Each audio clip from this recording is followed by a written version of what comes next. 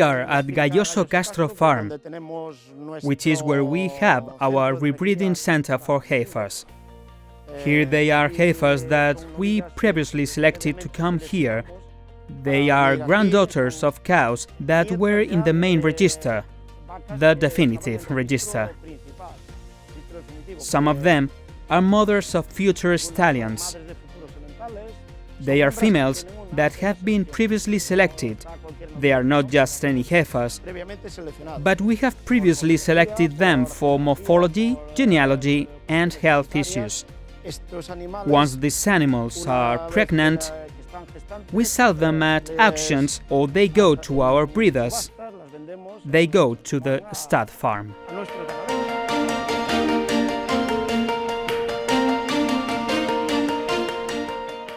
At Acruga, we offer a service to our breeders for the replacement of heifers that we gradually renew.